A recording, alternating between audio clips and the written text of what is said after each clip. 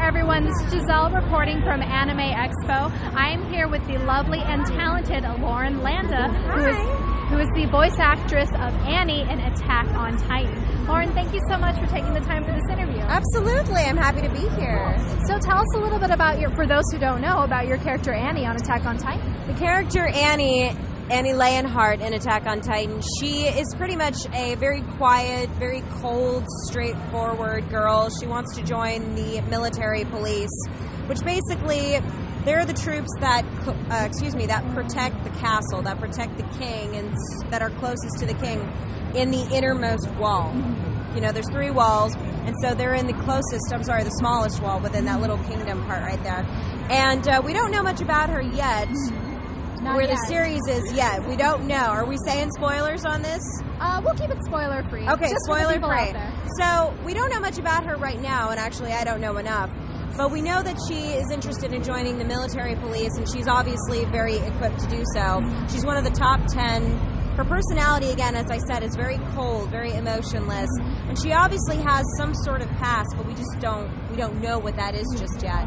And she obviously, we don't know if she respects Eren or not. We don't know where she stands with that, but we just know that she's definitely not like a lot of other people. Right. It's exciting. And so what's one of your favorite things about playing Annie? Oh, definitely the monotone vibe that she gives off, because most of the time I will play a lot of characters that are very hyper energetic or have energetic moments. Annie doesn't have many of those. She really doesn't, and I love how she's just such a badass too. Like, I would not want to get into a fight with her. I think I would die easily. So what's one of your favorite things about being a voice actress? Well, it's getting to play such awesome characters such as Annie, and a lot of the other characters that I played, Kyoko Sakura from Madoka Magica. A lot of the video game characters I've played I've been very fortunate enough that I played a lot of awesome characters. Kasumi from Dead or Alive 5, Lychee Fei Ling from the Blaze Blue franchise. I've been able to play such strong women, which I'm I'm happy about that, you know, and they're sexy too. A lot of the characters that I play are sexy, and it's always a plus. Always a plus. I am not going to complain about that. So that's something that I absolutely love. You know, growing up, I was an anime fan, and I loved video games. So, you know, and I was always an actress from a little girl's age. Oh my God, I can't even talk today.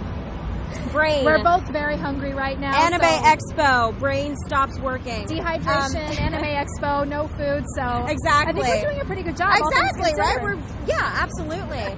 Well, since I was little, I've always wanted to be an actress. So, you know, I did stage productions as a little girl, and I used to watch cartoons. And then when I got into kind of the middle school, high school era, that's when I got into anime and video games.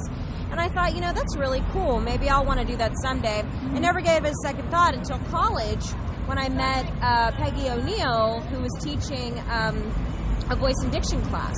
So I met her, and she said, well, why don't you try it out?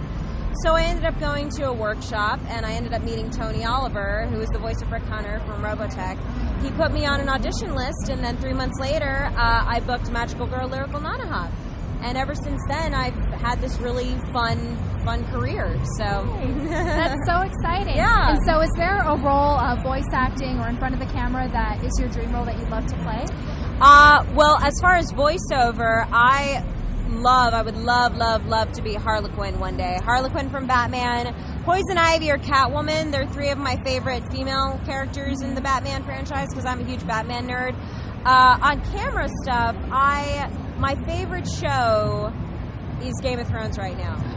So if I can get some sort of role on that show, I will be happy. It's not going to happen. Whatever. I would love to be a part of that show, because it's an awesome show.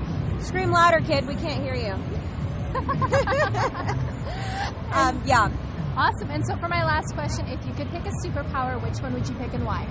My superpower would be to be able to play any instrument in the world.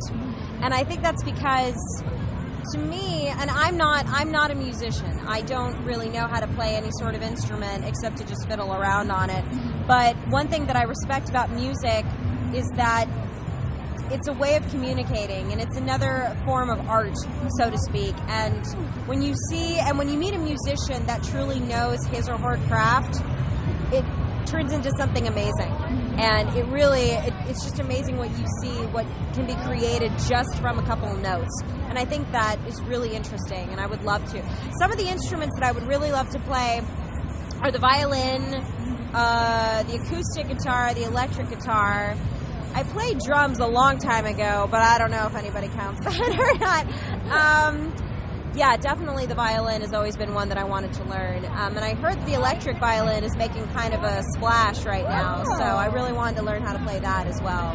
Cool, so give electric violin a try. Absolutely, yeah. I'll dish up. How much is it now? How much is it to buy an electric violin? Oh, maybe a couple hundred. I have no idea. $2,000, something like that. There you go. Just throw away change. Just kind of empty out your pockets. Absolutely. Be like, okay, a violin is now in my future. And I have to point out, by the way, that I'm loving the cheerleading Sailor Moon combo right here. I think it is so cute. They have a Mercury, they have a Jupiter, they have a Saturn, they have a Mars, and of course they have a Sailor Moon. So adorable, so cute. Did you see the Sailor Moon episode no, or not yet. I'm waiting till I get home tonight. Yeah. I'm going to sit down and probably cry from childhood joy. Nostalgia. You know, I felt the same exact way because I was just at the DBZ premiere the other night on Thursday night, day 0. And not only, the movie is so good. The movie is so good, and a lot of my friends are in the DBZ cast with Funimation. So not only was it special for me because I was a fan of the show, but I just saw the looks on their faces, and they were so happy to be able to do it again, and they kicked ass with it, man. It was awesome. That's so exciting. That's so exciting that you get to be a part of this world, especially growing up enjoying it. Very much so. That's how I feel.